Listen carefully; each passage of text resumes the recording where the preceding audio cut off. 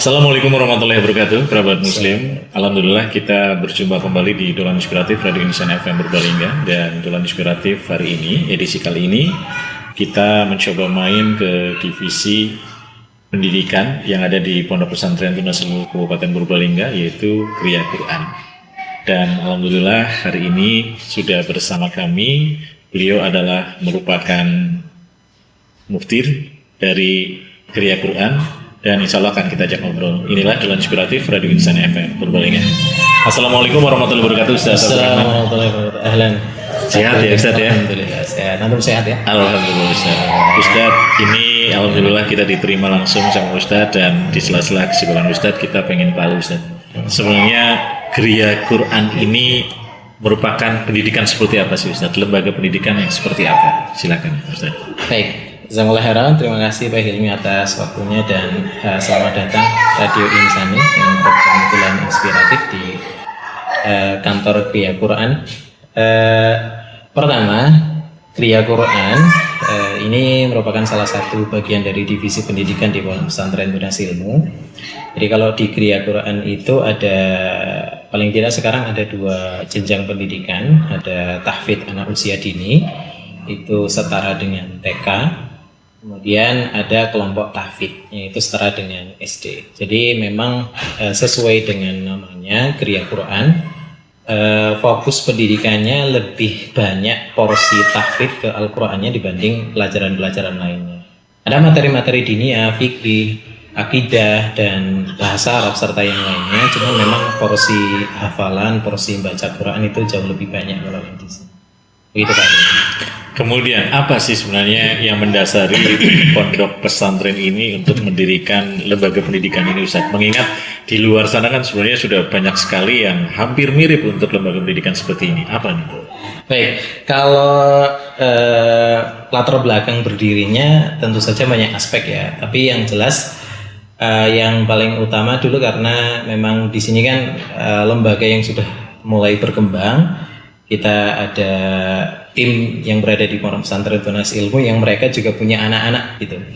Jadi salah satu latar belakangnya adalah untuk memfasilitasi keluarga besar terlebih dahulu. Jadi memang supaya ketika mungkin ada ustadzah yang mengajar di Tunas Ilmu, ketika mereka ingin menyekolahkan anak-anaknya tidak terlalu pusing gitu. Jadi ke sini bisa belajar di sini, kemudian semakin berkembang kuotanya juga alhamdulillah bisa kita tambah sehingga bisa semakin luas dan alhamdulillah juga bisa memfasilitasi kaum muslimin secara umum supaya mereka bisa menitipkan atau bekerja sama dengan kami di sini untuk mendidik putra-putri mereka.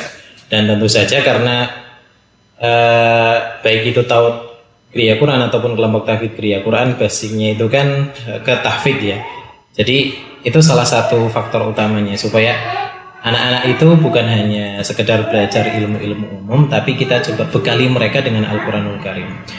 Kalau nanti mereka sudah besar mau jadi dokter kah, mau jadi ustadz, ustadzah, itu wallahu alam ya. Tapi yang jelas paling tidak dari dini kita dekatkan mereka dengan Al-Quranul Karim sehingga harapannya apapun profesi mereka selagi profesi itu baik ke depannya itu sudah ada basic Al-Qur'annya, sudah ada basic agamanya. Jadi kalau jadi dokter, harapannya nanti jadi dokter yang soleh atau solehah. Jadi guru yang soleh dan soleh. Gitu kurang lebih. Kemudian kalau untuk jenjang pendidikannya kan ini dari PAUD ya, kemudian naik. Lah ini untuk kelasnya berarti sudah sampai tingkatan kelas 6 gitu atau seperti apa? Alhamdulillah sudah Pak Ilmu. Jadi sudah kelas 1 sampai kelas 6. Kalau di sini, kalau di Kriya Quran istilahnya mustawa, tapi sama saja itu kelas, kelas 1, kelas 2, 3, 4 sampai 6, 4, 5, 6. Nah setelah itu tingkatan yang selanjutnya belum ya Dad? Belum, ya mohon doanya saja, semoga suatu saat bisa dibuka. Kemudian aktivitas belajar mengajarnya berarti beda ya dengan kemudian lembaga pendidikan umum pada dasarnya gitu ya? Kalau aktivitas belajarnya waktunya mirip Pak Hilmi, waktunya mirip. Kita mulai dari jam 7:30 sampai zuhur, sampai santri nanti kan sholat zuhur di sini. Kemudian setelah sholat zuhur biasanya juga ada pengajian dengan Ustaz Abdul Zain hafizahullah taala. Setelah itu baru. Jadi kalau waktunya memang sama seperti sekolah-sekolah formal pada umumnya. Makanya dulu itu ada calon wali santri yang nanya ke sini, mungkin menurut mereka pandangannya seperti TPQ, jadi seperti itu. Kalau anak saya sekolah di umum, nanti kemudian ikut belajar Al-Quran di sini bisa atau tidak? Kalau dari sisi belajarnya sih sebenarnya saling mendukung bisa ya, umum dengan agama itu bisa dalam artian bisa saling mendukung. Tapi dari sisi waktu tidak bisa, karena kita memang waktunya sama dengan sekolah pada umum. Berarti kalau gitu mata pelajarannya apakah sama, ada yang umumnya juga atau seperti apa? Ya, ada. Jadi kita memang selain ada kelompok tahfidz, fokus di tahfidz, kita juga ada PKBM. Jadi PKBM Tunas Ilmu yang itu menjadi wadah bagi santri-santri Kriya Quran untuk belajar materi umum juga. Jadi kita kolaborasikan, ada materi umumnya yang memang itu dibutuhkan oleh mereka. Kalau anak-anak SD kan berkaitan dengan calistung dan lain sebagainya, itu ada pembegalannya di PKBM paling utamanya begitu. Kalau yang kemudian saya tahu kan yang di sekolah umum itu kan ada kurikulum merdeka. Apakah di sini mengikuti atau seperti apa tadi? Mengikuti Pak Hilmi. Jadi mengikutinya bagian di PKBM-nya. PKBM. Jadi kurikulum PKBM kan mengikuti kurikulum di pemerintah. Jadi kita update dalam masalah itu insya Allah. Barangkali mungkin bisa disimpulkan ketika kemudian belajar di Kriya Quran ini, di samping mendapatkan pelajaran umum, tambahannya unggulannya adalah kemudian bisa benar-benar mengetahui tentang Quran itu ya Tat ya? Tapi kalau di kita, kalau di Kriya Quran ya, karena PKBM dengan Kriya Quran ibaratnya nih kurikulumnya sendiri-sendiri. Jadi ya kolaborasi antara keduanya. Kalau di Kriya Qurannya fokusnya justru di diniyah sama Al-Qurannya. Nanti dilengkapi dengan materi-materi umum yang ada di PKBM. Gitu. Lalu fasilitas, kalau misalnya lembaga pendidikan kan kadang-kadang fasilitas ini juga sangat kemudian mempengaruhi. Nah ini gimana Mas untuk fasilitas di sini? Fasilitas apa itu? Gedung atau yang belajar mengajar barangkali untuk karena sekarang kan sudah pakai satu anak satu laptop gitu misalnya gitu. Masih dalam proses. Dalam proses. Ya. Kita karena alhamdulillah ada PKBM juga, karena memang biasanya di PKBM itu ada ANBK assessment. Jadi itu memang menuntut kita ada fasilitas pendukung seperti laptop dan lain sebagainya. Tapi untuk bisa dapat fasilitas penuh dalam artian yang memfasilitasi seluruh peserta didik begitu, saat ini masih belum.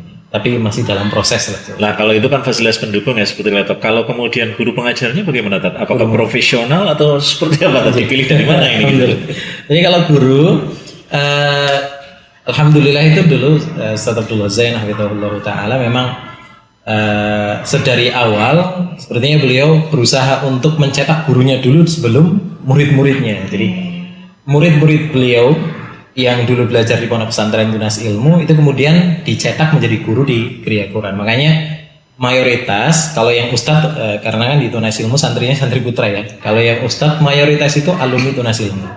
Jadi alumni Tunas Ilmu sehingga untuk pengajar diniyah dan juga tahfidznya memang sudah berusaha disiapkan sedari awal oleh beliau hafizahullah taala supaya nanti bisa mengajar di sini. Adapun untuk yang PKBM tutornya itu alhamdulillah kita juga bekerja sama dengan ada wali santri yang memang mereka itu basicnya sarjana, yang mereka mau bekerja sama untuk juga ngajar di PKBM Tunas Ilmu, sebagian seperti itu alhamdulillah. Sehingga untuk pengajar di PKBM saat ini sudah mulai banyak yang memang basic pendidikannya itu sarjana. Seperti itu. Yang lain masih dalam proses lah. Gitu.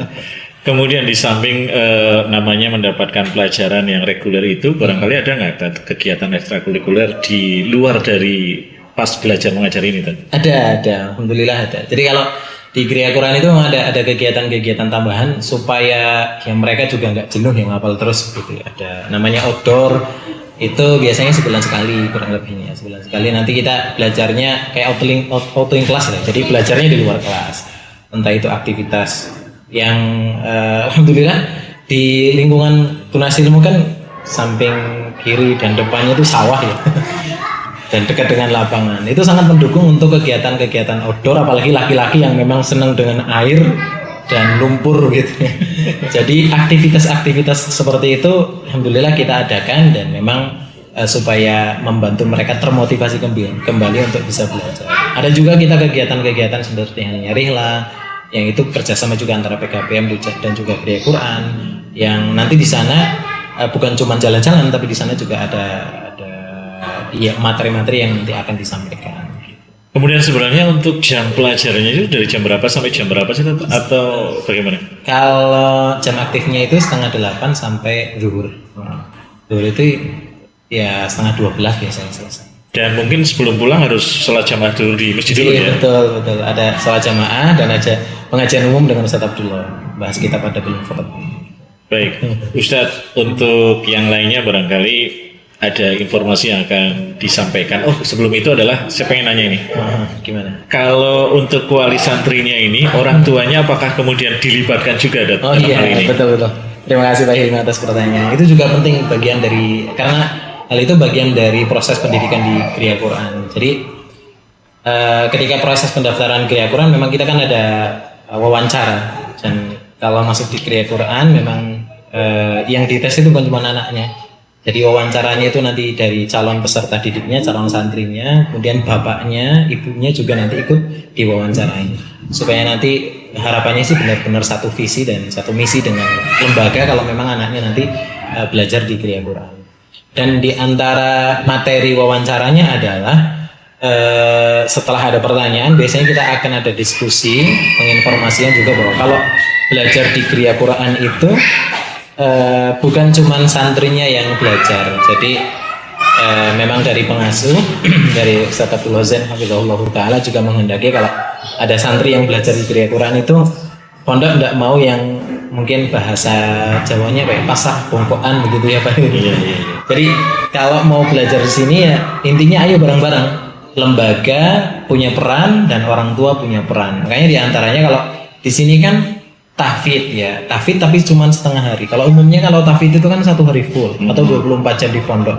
Nah itu kalau 24 jam aktivitas santri itu akan didampingi oleh ustadz ataupun ustazah. Itu akan memudahkan persiapan hafalan sampai setorannya. Itu murojaahnya juga akan didampingi oleh pihak pondok. Nah tapi kalau kita kan cuma setengah hari, karena waktunya cuma setengah hari, maka solusinya adalah harus kerjasama antara lembaga dan orang tua. Salah satu contoh bentuk kerjasamanya adalah aktivitas hafalan yang ada di sekolahan di Kriya Quran itu juga dilakukan di rumah.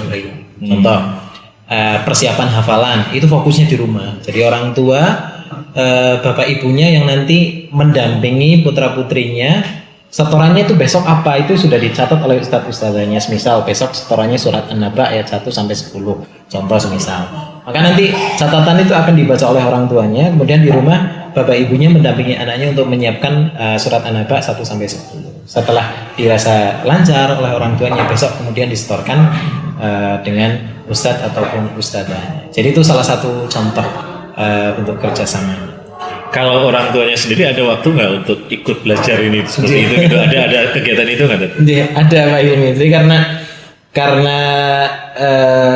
orang tua itu dituntut untuk kerjasama dalam menghafal anaknya supaya bisa menghafal, maka ada konsekuensinya tentu saja bagi orang tua yang mungkin masih butuh pendampingan juga untuk membaca Quran, kemampuan baca Quran. Maka di situ lembaga berusaha untuk memberikan fasilitas, ada waktu khusus untuk wali santri yang mereka bisa belajar membaca Quran di situ. Makanya ada agenda sepekan sekali, dan itu wali santri harus hadir di hari Ahadnya. Mereka belajar dengan ustadz dan ustazahnya yang memang ngajar anaknya di sekolahan. Jadi ustadz ustazah Kriya Quran di hari Ahad itu juga ikut ngajar orang tua ataupun wali santri. Jadi mereka belajar membaca Quran di hari Ahad itu. Terakhir, untuk siswa-siswa yang berprestasi atau santri yang berprestasi, ada nggak beasiswa atau apa gitu? Kalau beasiswa kita ada program anak asuh Pak Hilmi. Jadi alhamdulillah, karena harapannya Pak Hilmi ya, harapannya itu lembaga di donasi ilmu secara umum dan juga Kriya Quran secara khusus itu kedepannya harapannya sih tetap bisa terjangkau, syukur-syukur bisa gratis begitu Pak Hilmi. Nah tapi kan untuk bisa sampai di situ prosesnya lumayan. Makanya yang bisa kita lakukan ya sekarang diusahakan supaya masih bisa tetap terjangkau, dan bagi santri-santri yang memang ada kesulitan dalam masalah biaya ataupun yang mungkin seperti itu bisa berprestasi, kita ada program namanya program orang tua asuh. Jadi kerjasama dengan baik itu wali santri yang memang memiliki kemampuan lebih atau kaum muslimin secara umum yang memang ingin ikut berpartisipasi untuk menjadi orang tua asuh, dalam artian jadi kafil begitu ya, jadi yang membayarkan SPP santri-santri yang ada di kelompok David Kriya Kurang. Alhamdulillah sudah berjalan, tapi ya belum semuanya, masih baru beberapa santri yang diangkat menjadi anak asuh sehingga SPP-nya digratiskan. Seperti itu. Baik, Ustadz, terima kasih sekali ini atas waktunya sudah ngobrol-ngobrol di Dolan Inspiratif Radio Insan FM Purbalingga, dan ini insya Allah sangat menginspirasi dan sebagai informasi untuk kerabat muslim atau pendengar di luar sana yang kemudian kepingin mensekolahkan anaknya di Kriya Quran ini.